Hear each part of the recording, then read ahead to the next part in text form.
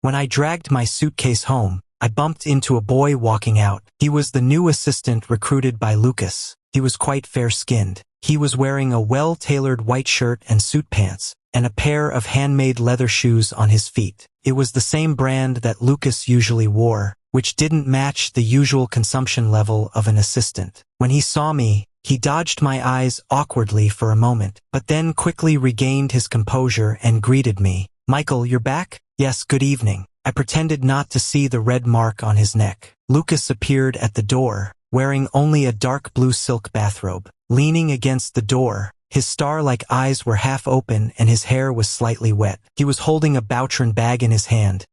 "You forgot to take your things." The assistant immediately stepped forward to take the bag. "Thank you, Mr. Lucas." Before leaving, he gave me a contemptuous and smug look. Suddenly, I felt that the suitcase in my hand became even heavier. There was a gift in the suitcase that I had saved up half a year's salary to buy for Lucas. It was not even a fraction of the Bouchron item he casually gave away. Lucas didn't seem the least bit embarrassed about being caught. He asked, "Why did you come back early?" I forced a smile.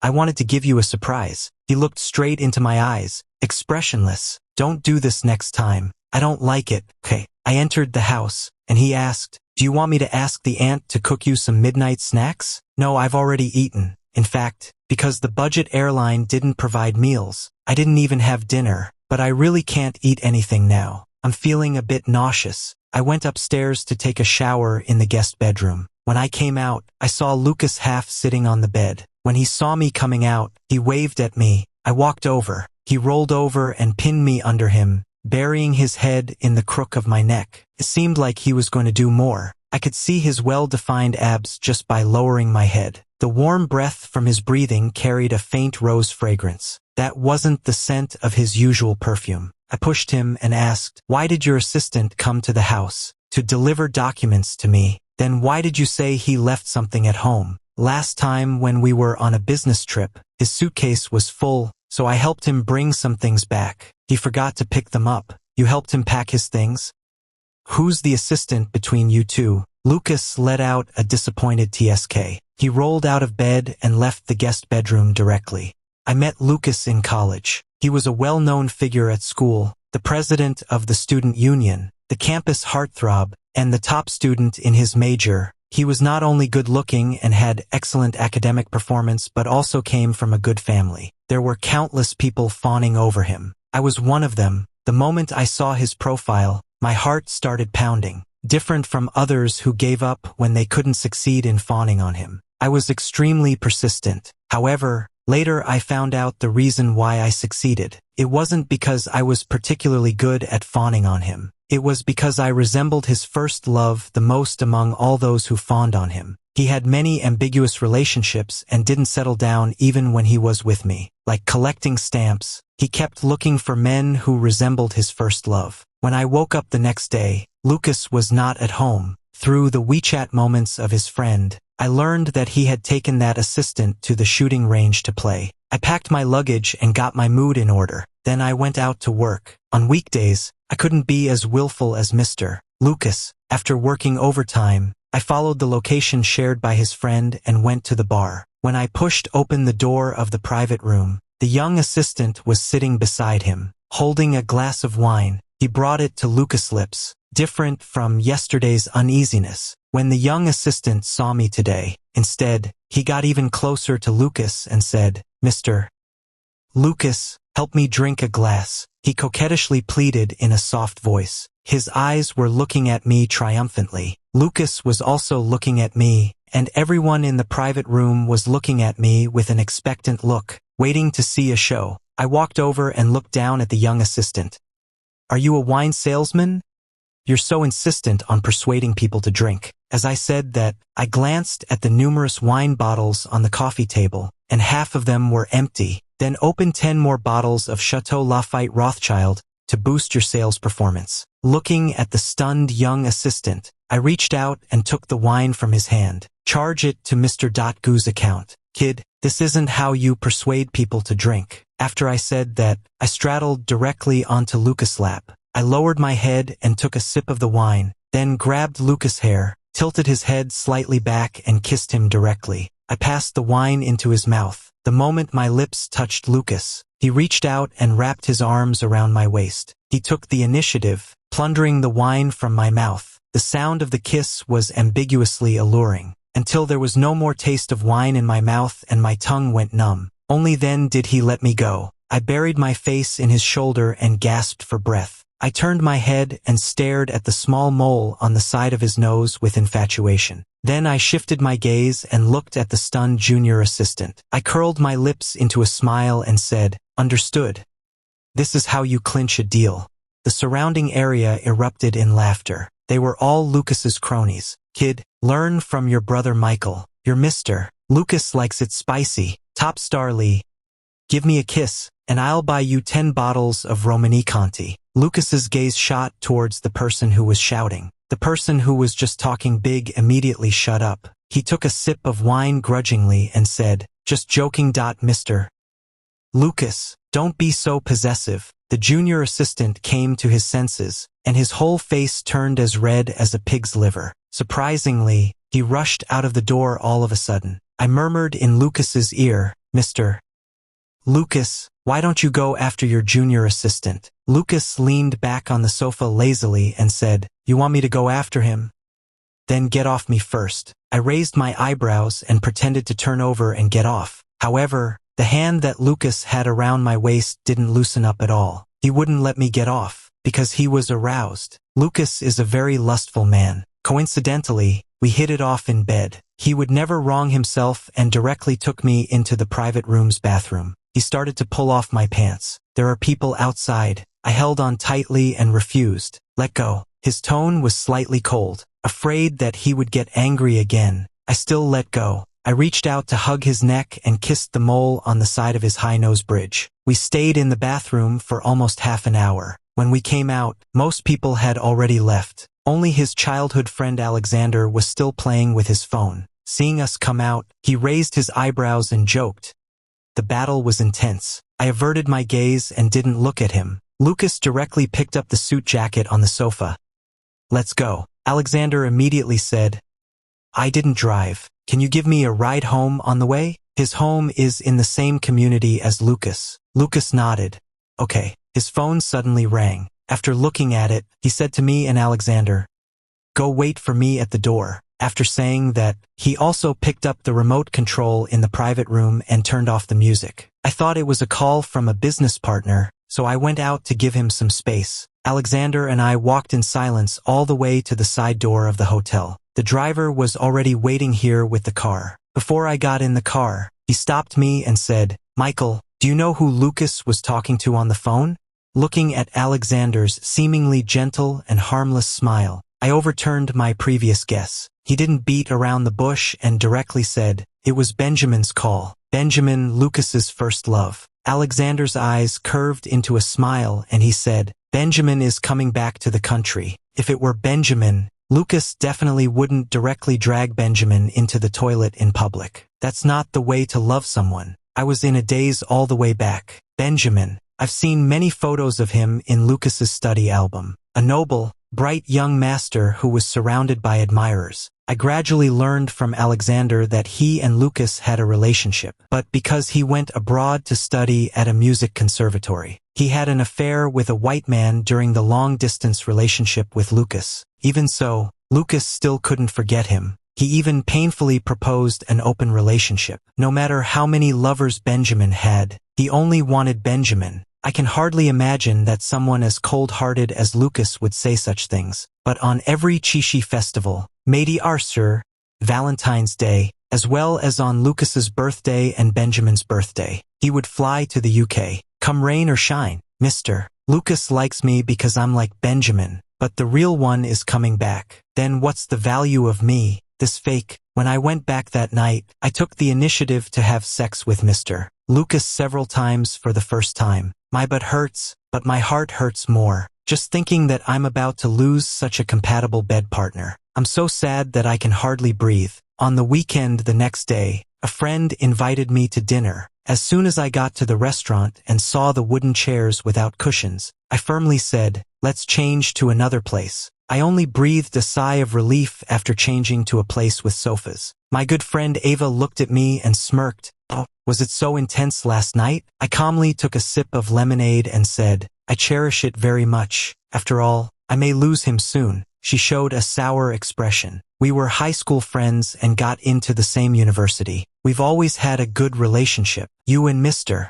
Lucas have finally made it official, right? She asked with a smile. I shook my head. I hadn't told her about Mr. Lucas having a white moonlight. I didn't want her to share my distress. But she knew how much I liked Lucas and that Lucas had a constant stream of admirers. She comforted me, saying, where there's a will, there's a way. Then she changed the subject, asking, there's a high school reunion coming up. Will you go? I complained. It's only been a few years since graduation, and this is already the third reunion, right? She laughed heartily and said, it's organized by the class monitor. He's afraid that his classmates will live a hard life, and even more afraid that they'll drive a Range Rover. He's always keeping tabs on the situation of us old classmates. But I heard that Daniel will also be there this time. I heard that Daniel is coming back to China. I suddenly looked up. Since Daniel went abroad, I've blocked all his contact information. Daniel is coming back to China?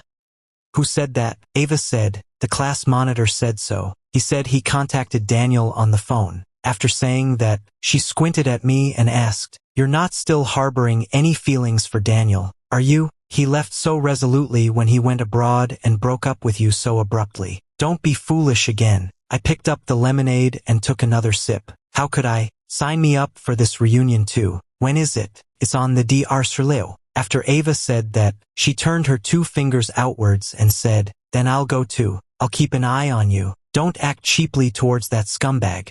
Daniel was my first love and a legendary figure in our high school. He was extremely capable and good-looking. However, he didn't hold any positions and was never invited to participate in any school hunk competitions. There isn't even a single little girl or boy around who dares to give him a love letter, because no one dares to disturb his studies. He defended his title with numerous Olympic math awards, and even the principal keeps his distance. This unattainable flower was won over by me, a notorious hooligan. I woke up smiling in my dreams throughout my senior year of high school. It's a pity that we still broke up in the end. Between math and me, he chose math. I'm always the one who isn't chosen. I hadn't even had time to open the door when I got home. The door opened from the inside first. A handsome-looking man stood at the door and was stunned for a moment when he saw me. Then he broke into a smile and said, hello, may I ask who you are? My pupils constricted little by little. This is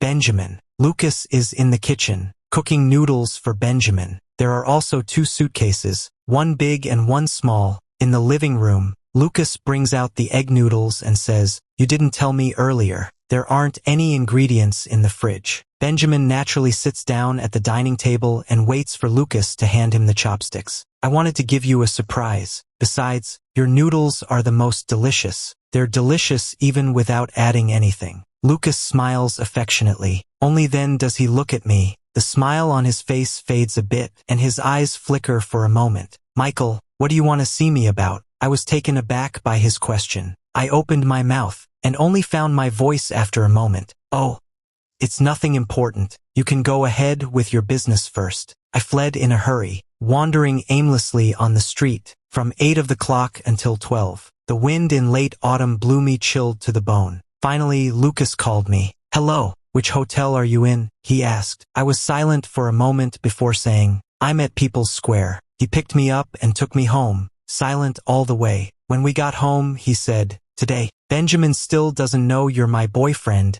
I interrupted him directly, so I'm still Mr. Lucas's boyfriend. I thought we were strangers who have slept together hundreds of times. I was very sad, not only because of Lucas's different attitudes towards Benjamin and me, but also because he didn't even acknowledge my identity, as if I were something dirty that couldn't be touched. This hit the most hidden and inferior part of my heart. Inferiority made me sharp-tongued. He had hardly ever seen my bad temper. He always had the upper hand in our relationship. Hearing this, his face instantly turned cold and he stopped talking. He looked like he refused to communicate. Just like the many times before when I upset him, he resorted to the silent treatment.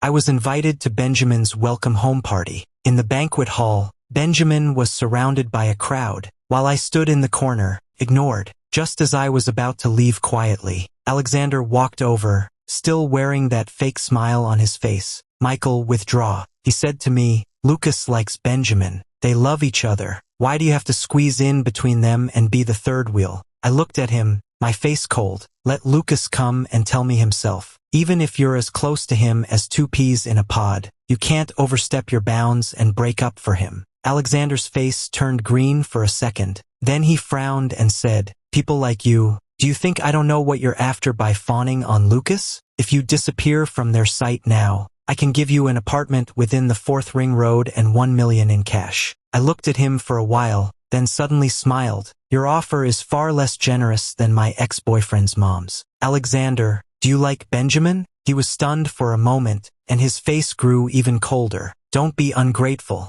I have plenty of ways to make you disappear from Beijing." My smile became even more sarcastic. "You like Benjamin, but Benjamin has never taken a fancy to you from the start. It's hard for you to have to bring him and Lucas together. Your love is really great." His face looked even worse. Just as he was about to fight back, Benjamin suddenly walked over. The crowd's attention shifted to him. He looked at me sincerely. "Michael, I'm sorry. I didn't know you were Lucas's boyfriend the day before yesterday." I looked at Lucas beside him and smiled. "It's okay. I didn't know I wasn't his boyfriend either the day before yesterday." Lucas' face darkened for a moment, but it softened again before Benjamin looked over. Benjamin didn't notice. He pulled me to drink and took me to socialize without any ill intent. I clearly saw the contempt in the eyes of those who clinked glasses with me. Right? I'm the so-called such a person in their mouths. They are the ones of the high and mighty same class. But I couldn't refuse under Lucas' gaze. Glass after glass of champagne went down my throat. When I got slightly drunk, in the restroom,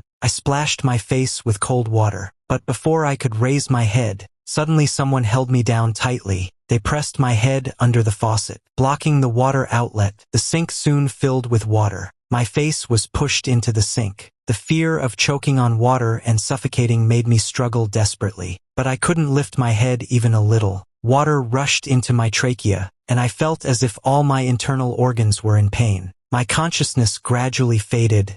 Suddenly, the hand holding my head loosened. I lifted my head from the sink, took 2 steps back and staggered to the ground, coughing violently. In a daze, I saw Lucas punch Alexander several times hard. "Get out," Lucas finally ordered Alexander. Alexander wiped the blood overflowing from the corner of his mouth and smiled indifferently. "I can leave, but Lucas, don't forget that today is Benjamin's welcome party. He is being polite, but your little lover is really pushing it too far. You should discipline him properly." After saying that, he gave me a contemptuous look and turned away. Lucas looked at Alexander's back with a frosty face, like a wolf whose territory has been invaded. It wasn't until Alexander left that he withdrew his gaze and looked at me. Only then did his expression soften a little. He knelt down in front of me on one knee and wiped my face with a handkerchief. "I'll have my assistant take you home first. I'll give you an explanation for this matter." I held the hand that was holding the handkerchief and asked softly, "Won't you accompany me?" After a 2-second silence, he said, "I can't leave tonight. Go back first. Be a good boy." He helped me up and called his assistant. It wasn't that handsome young boy from some time ago, but his regular special assistant. The assistant took his spare suit and put it on me. He was about to leave and return to the banquet hall. Suddenly, I said,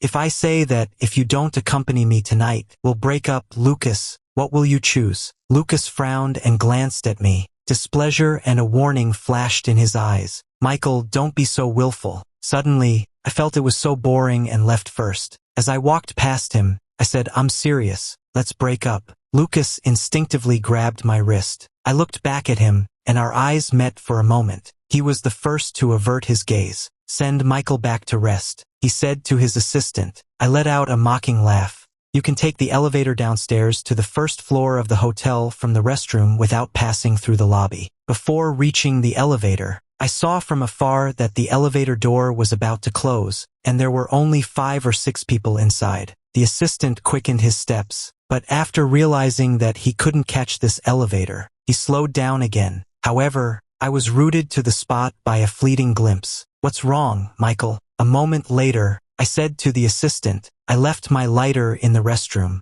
Please go back and get it for me. The assistant looked at me hesitantly. I tilted my head and stared at him without saying a word. We were at a standstill for a few seconds, and he gave in first. Okay, Michael, please wait for me for a moment. After the assistant left, a waiter carrying champagne passed by me. Please wait. I stopped him and took a glass of champagne from the tray. I drank most of it in one gulp and then poured the remaining wine down my collar. I'm wearing a black shirt today. After it gets wet, it becomes form-fitting but not see-through. I put the empty glass back on the tray and asked the waiter, "Do I smell strongly of alcohol?" The waiter looked at me as if I were a lunatic. Out of professional ethics, he still replied, "Yes, sir." I nodded. "Thank you." Without waiting for my assistant, I quickly went downstairs via the stairs. The banquet hall is on the 3rd floor, and my high school classroom was also on the 3rd floor. Since I walked in a hurry, I was slightly out of breath when I reached the hotel lobby. My face should have been a bit flushed, which was more in line with the state of a drunkard. I saw a strange yet familiar back standing at the door. I took a deep breath, and my eyes became glazed. I took out my phone and called Ava. "Hello, Michael. I've broken up with Lucas." What's going on? What happened? Honey. Did Lucas bully you? Where are you? I didn't answer and staggered around like a drunk. While walking outside, I mumbled into the phone. I didn't drink much. I kept my head down, only looking at the path under my feet. As expected, I bumped into someone. I couldn't hold the phone steadily in my hand and it just slipped out. I was also knocked back 2 steps and almost fell. The person I bumped into turned around, looking completely indifferent. But the moment he saw me clearly, his aloofness turned into shock. Without thinking, he reached out and grabbed me as I was still stepping backward. I was pulled into his arms by the inertia. It was an unfamiliar scent. His smell had changed, but the small red mole on the side of the bridge of his nose remained exactly the same. Who is this? Where did this drunkard come from? His friend beside him frowned. I'll call the hotel staff to take him away. Daniel, don't you have something to do? You go first. Don't worry about it. No. Daniel immediately retorted. In his arms, I could feel all his muscles tense up, and he became extremely rigid. There's no need to call the staff. He softened his tone and said to the people around him, I know him. This is my friend. Hearing Daniel's words, someone who was quick-witted immediately picked up my phone that had fallen on the ground. Daniel took it. Unfortunately, the inner screen of the fragile iPhone was broken. Couldn't be used. He had no choice but to put away the phone and lowered his head to ask me softly, Michael, where do you live? I'll take you home. I looked up blankly, slurring my words. Home? I'm not going home. I want to go to the bar.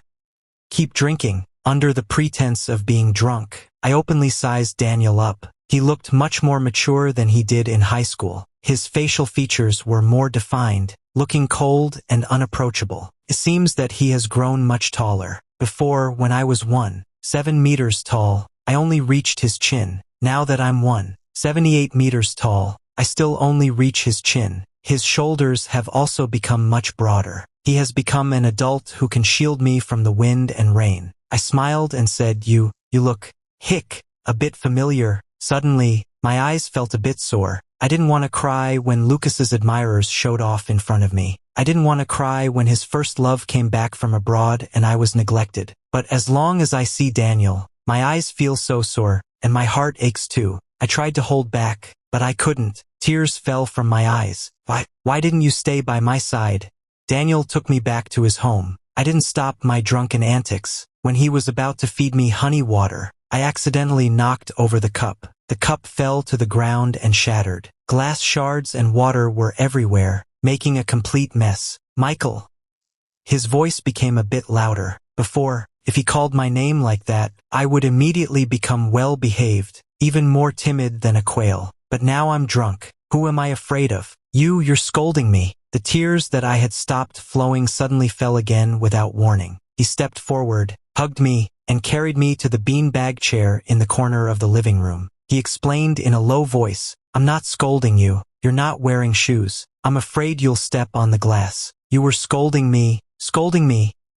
You're a bad guy. As he tried to comfort me, I felt even more aggrieved. and an unprecedented wave of emotions washed over me. I couldn't stop crying. He was at a loss and could only hold me in his arms and keep whispering to comfort me, trying to reason with a person pretending to be drunk. Finally, I stopped crying when I was exhausted from crying and murmured, "My eyes hurt." He fetched a towel wrapped around ice cubes to apply on my eyes. When my eyes were not so swollen, I said again, "I want to take a bath." He stiffened all over and said, "It's not suitable to take a bath after getting drunk. Who wants to hear this?" I staggered to my feet by myself and walked towards the pile of glass shards that hadn't been cleaned up yet without wearing slippers. I hadn't taken 2 steps when I was picked up by Daniel and carried in the other direction. He said helplessly, "The bathroom is this way." He carried me into the bathroom and found me a new toothbrush and towel. He asked in a negotiating tone, "If I don't watch over you, you won't fall when taking a bath by yourself, right?" I didn't answer and pretended to be too drunk to understand what he said.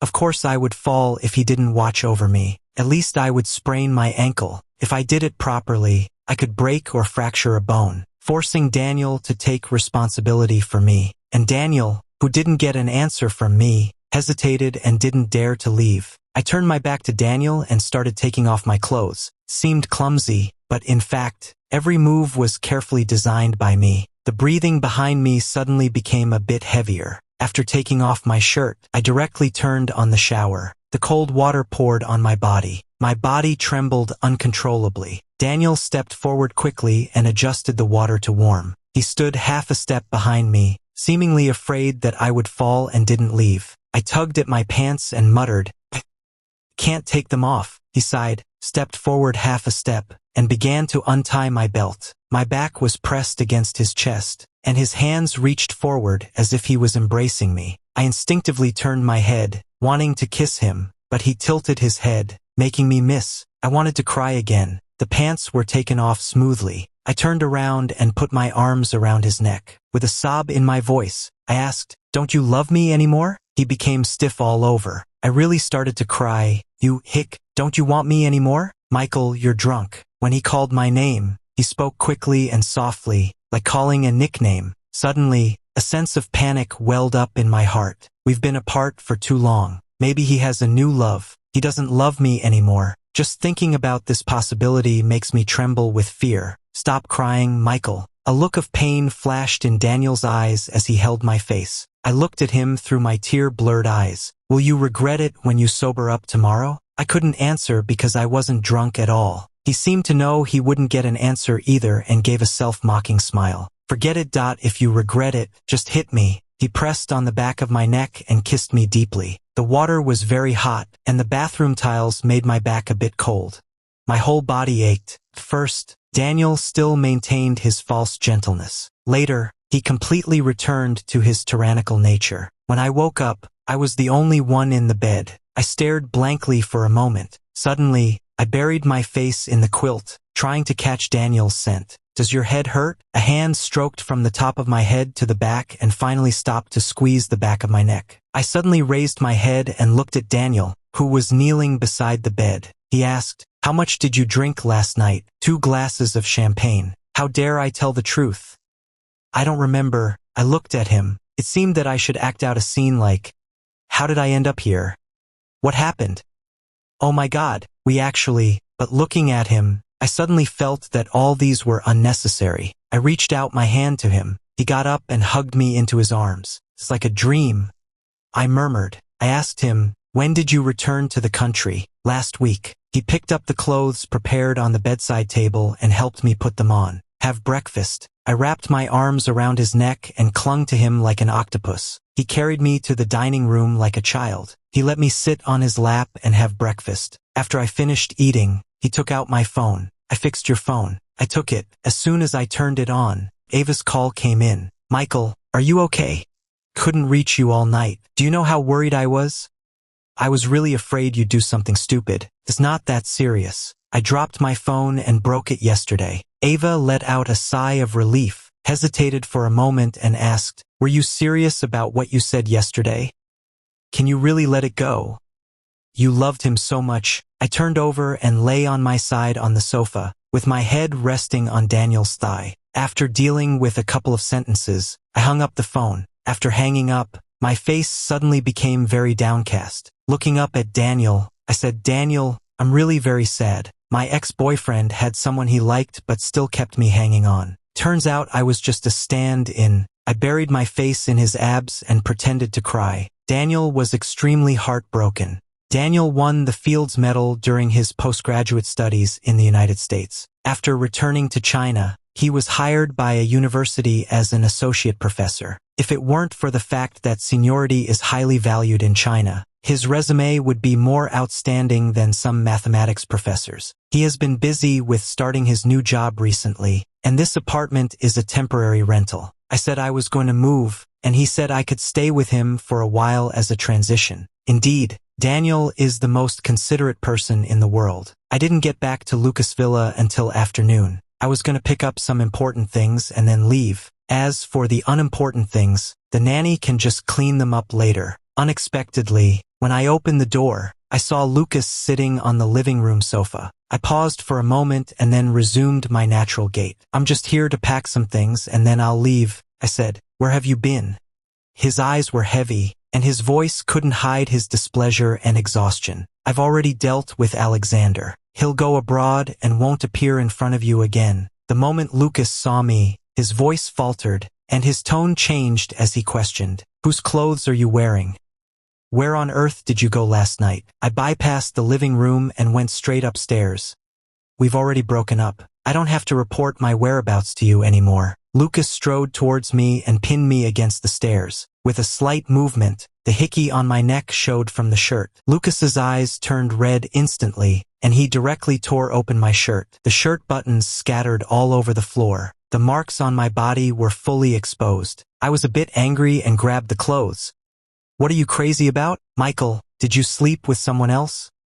His voice turned cold. His eyes stared fixedly at me, filled with raging anger. I suddenly found it funny. "What, haven't you ever cheated? You can do it, but I can't? Besides, I'm not cheating. I made it clear yesterday that we've broken up. Where I want to go and who I want to sleep with are all my freedoms." Lucas's eyes turned red, and he grabbed my neck. "Who is it? Who dared to touch you?" I rolled my eyes. Although I was being held down, I felt no fear at all, only irony. I said coldly, "Lucas, who are you acting like this for? I'm not Benjamin. Do you really care who I'm with? You didn't even dare to admit that I'm your boyfriend in front of Benjamin. Now isn't it just what you want?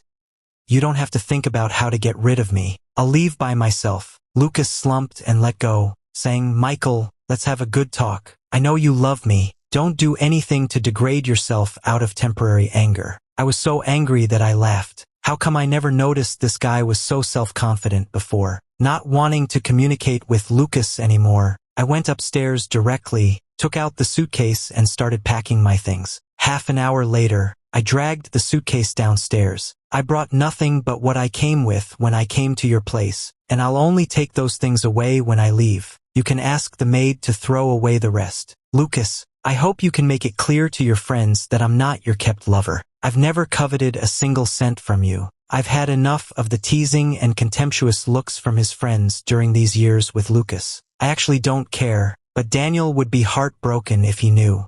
I moved to Daniel's place. We got along naturally, just like a cohabiting couple. This is the life I've fantasized about with him countless times in high school. Came late. Lucas never came to look for me again. He's a very proud man. I thought he wouldn't come to me again after what I said that day. But unexpectedly, it was Benjamin who contacted me first. In the coffee shop, he stared at me, a bit lost in thought. "Actually, we're not alike at all. It's just that Lucas is deceiving himself. Do you know about his parents?" I nodded. Lucas's father's affair ultimately led to his mother's depression and suicide, so he hopes to be a faithful person, which is why he deceives himself into believing that he only likes me. Benjamin smiled bitterly and said, "But in fact, he doesn't love me anymore. I bared my heart to him the day before yesterday, but he refused. He's waiting for you. He just can't let go of his pride to make it clear to you." I looked at Benjamin and shook my head.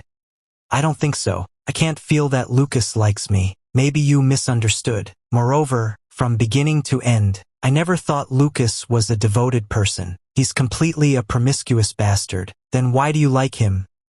Benjamin frowned. I rubbed my fingers on the coffee cup and forced a smile, because the mole on the side of his nose is exactly the same as that of my first love. However, his mole is black, while my first love's mole was red. The fake is a fake. My cinnabar mole has come back, so I don't need the sesame seed anymore. You can tell Lucas what I said directly. I hope you can tell him. After I finished speaking, I got up, said goodbye to Benjamin and left. It's Friday today. Daniel said he would pick me up after work, but as soon as I left the coffee shop, I suddenly received a message from him, saying that he had something urgent to deal with today and asked me to go home by myself. I didn't think much of it. He has been really busy recently. Then Ava called me. Hey, do you know who I saw in the bar? Who?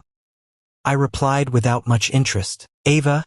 Your ex-boyfriend. Is that so surprising? Lucas is a regular in the bar. Your ex-boyfriend who is really good at math. I suddenly tightened my grip on the phone. I took a taxi to the bar and found Ava. She led me around to the private room. Daniel went into this private room. No, it's been so long since you broke up. Do you still like him? To be honest, I think he's just as bad as Daniel. The way he treated you back then. Should I put my index finger up at her? Ava stopped talking resentfully. This is the private room that Lucas reserved for a whole year. I've been here quite a few times and know that this large private room has another door. I led Ava in through the back door and hid in the shadow of the corner. We were neither too far nor too close to the two of them. Inside the private room, Lucas and Daniel were sitting opposite each other. Lucas threw a stack of photos on the coffee table. You're still a teacher. Tell me, if your students and colleagues knew that their teacher voluntarily became someone else's mistress, what would they think of you? Could you still keep your job? Daniel was against the light, and I couldn't see the expression on his face clearly. Ava suddenly widened her eyes and said in a hushed voice, "What's going on? What mistress? Whose mistress?" Lucas is being so aggressive. Will Daniel get the short end of the stick? Daniel get the short end of the stick? Daniel has only ever gotten the short end of the stick with me in his life. Sure enough, after a moment, Daniel slowed down his tone and said playfully, Lucas, right? How do you define the meaning of a mistress?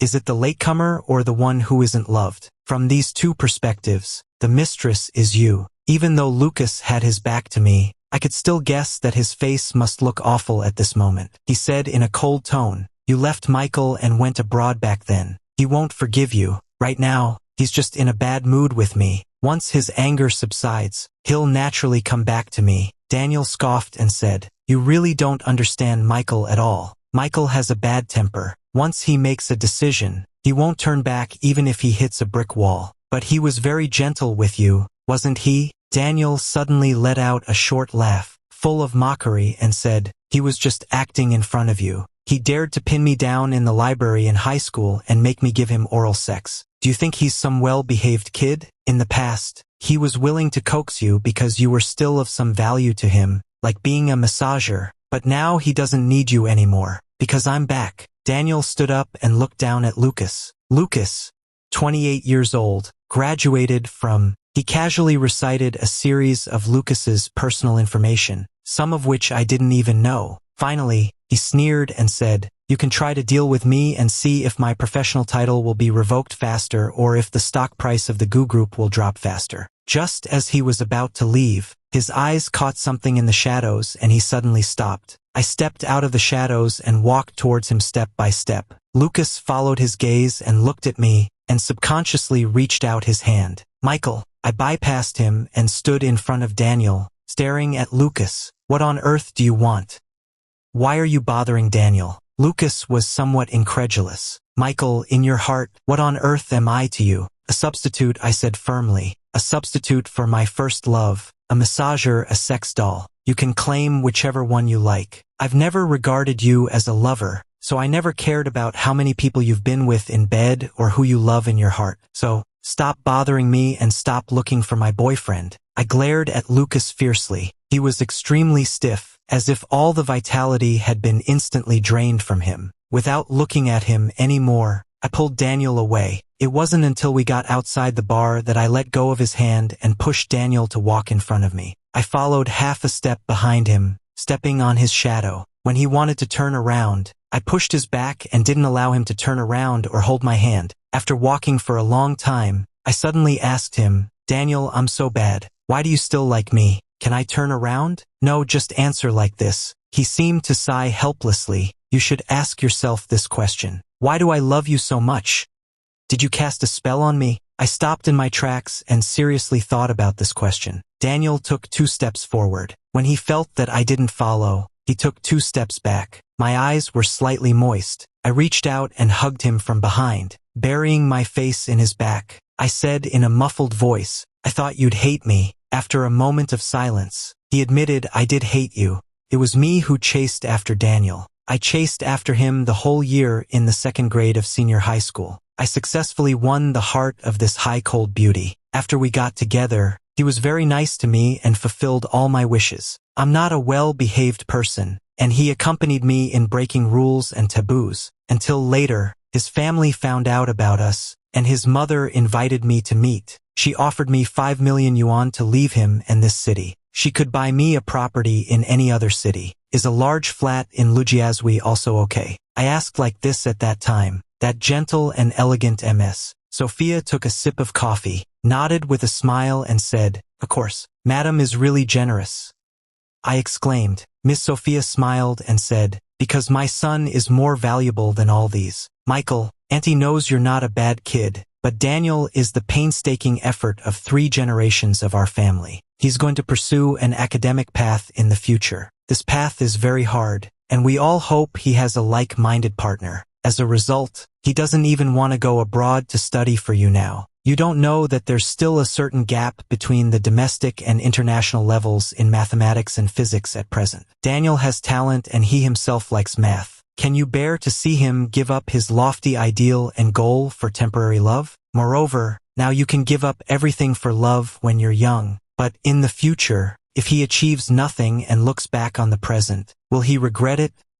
Will he blame you, or even hate you? Miss Sophia is very eloquent. I was intimidated by what she said, or perhaps I felt inferior in front of her. I started to ignore Daniel, didn't reply to his messages, went missing and gave him the cold shoulder. Ava always thought it was Daniel who broke up with me abruptly, but actually it was me. It was also me who forced Daniel to choose mathematics. I hated you before, but when I found out you were in so much pain, I felt sorry for you. Daniel's voice was carried into my ears by the wind. The wind was sad with him. Michael, what can I do? He turned around and stroked my face. He lowered his head and touched my forehead with his. At that time, I asked myself this question. Then I found that both your pain and mine stemmed from my incompetence. I couldn't resist the family's arrangement, nor could I stop you from being so sad. I looked up and saw that his smile was a bit pale. I shook my head desperately. The sourness in my heart turned into tears and overflowed. Don't cry. Every time you cry,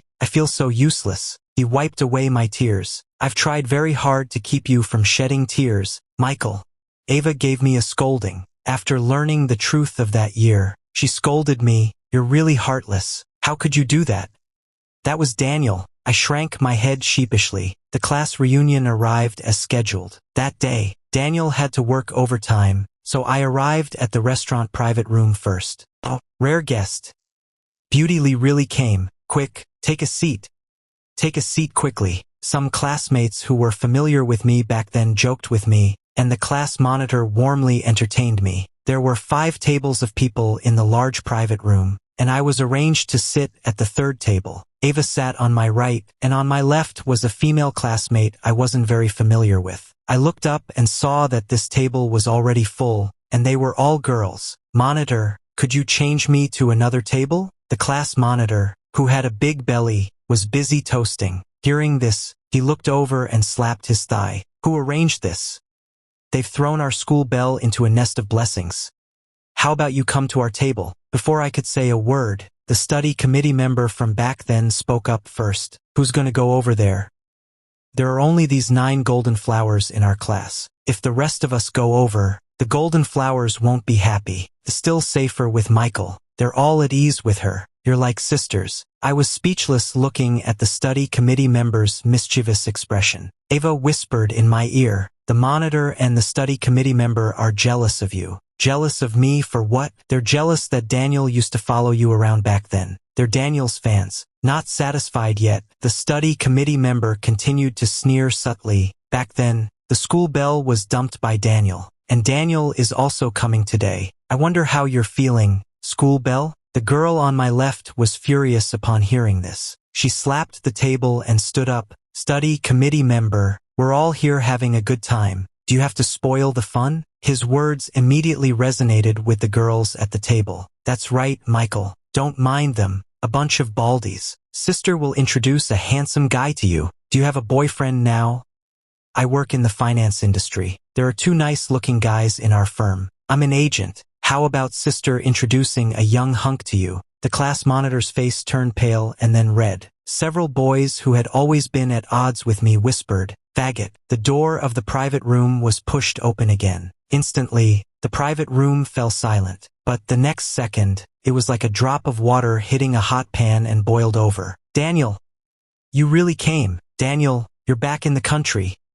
Come and sit at this table. The class president invited Daniel to sit at the first table. Daniel nodded slightly to greet everyone, but his eyes scanned the room. Finally, after locking eyes with me, he walked straight towards me. Ava, who knew the situation, quickly got up from her seat to offer it. He waved his hand and said, "No need." He directly pulled an empty chair and squeezed between me and Ava. Even if we squeeze, we're all sisters. Everyone doesn't mind, right? The expressions of everyone in the private room instantly became varied. The girls all snickered. Don't mind, don't mind. The people at our table are thin. Only our table can still fit an extra chair. If it were other tables, TSK, TSK, TSK. Someone looked meaningfully at the class monitor's big belly. I turned my head and whispered to Daniel, "How long have you been eavesdropping outside?" "No, I just arrived. I didn't want to drink at first, but the sisters at this table were really too enthusiastic. Daniel doesn't drink at all, and no one dares to offer him a drink. What if drinking damages Daniel's nerves for thinking about mathematics?" So I silently drank his share for him. By the end, I was already 7/10 drunk. Daniel put his arm around me and we came out of the restaurant. He drove here. I sat in the passenger seat and felt drowsy. I didn't even know when I got home. When I regained a little consciousness, I was already on the sofa at home. Daniel made a cup of honey water and fed it to me. I finished drinking it while holding his hand. He put down the empty cup and smiled gently. "It seems that you're really drunk today. You're so obedient." My mind couldn't think. I only knew to reach out and ask for a hug. Slurring my words, I asked him, "Daniel,